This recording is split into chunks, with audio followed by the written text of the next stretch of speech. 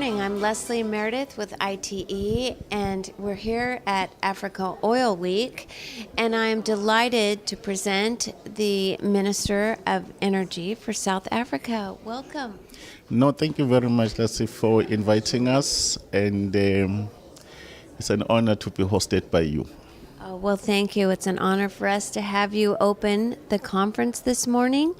I was hoping you could give us a couple of the primary objectives of your integrated energy plan.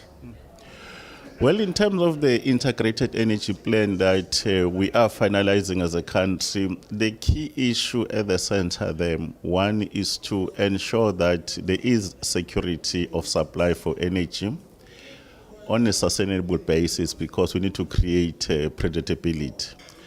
But more importantly, we need also to ensure that the energy sector takes into consideration issues of environment, because this environment must remain not harmful for the future generations. Hence, there was a global pact, which is a Paris Agreement that is signed by member states of the United Nations. But in our South African context, there is an issue of the transformation of the sector. The sector in the main is not actually including the majority of our people, which are black people and Africans in particular, and women, and it still has to do that. But in the main, energy, in terms of our vision, is to understand that energy plays an important role in terms of being a catalyst and enabler for issues of economic development, so that there can be human prosperity, around issues of skills development, the issues around infrastructure development, and for our economy to grow so that we can be an important country in the world, we need to be able to deal with that.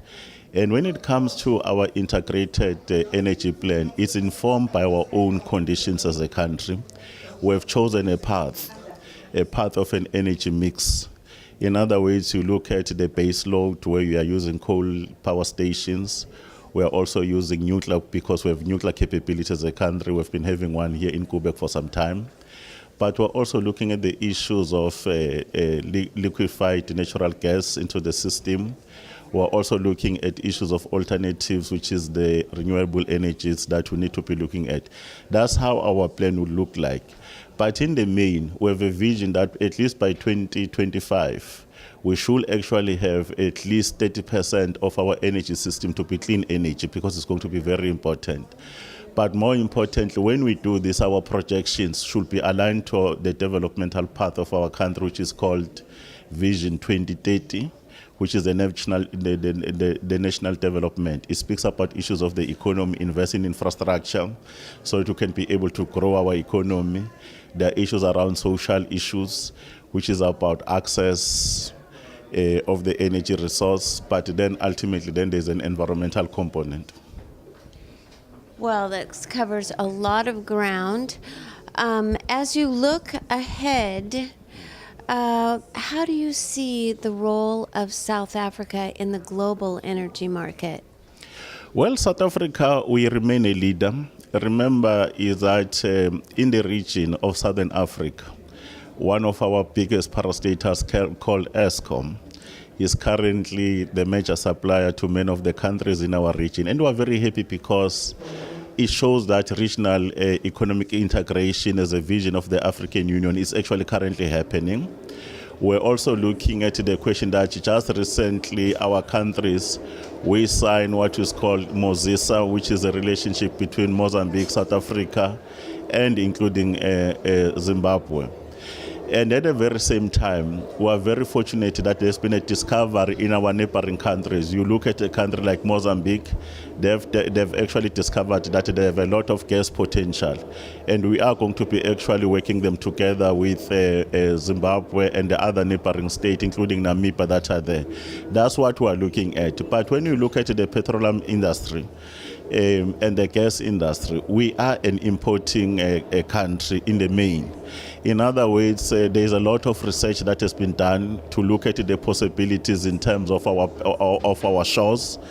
whether can we be able to discover some of the natural resources that are there. Currently, I know that there are indication of the methane bed that is available, that is there.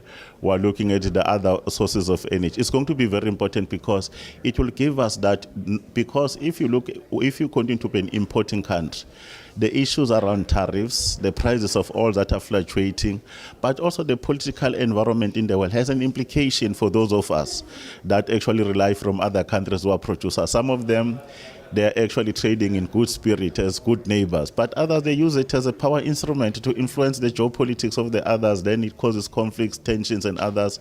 Therefore, we think that in our own shores and including in our inland, we do have that potential that if we look very hard, we could be able to be one of the producers. But more importantly, the countries we are working with in the region and internationally, our relations are very strong and cordial.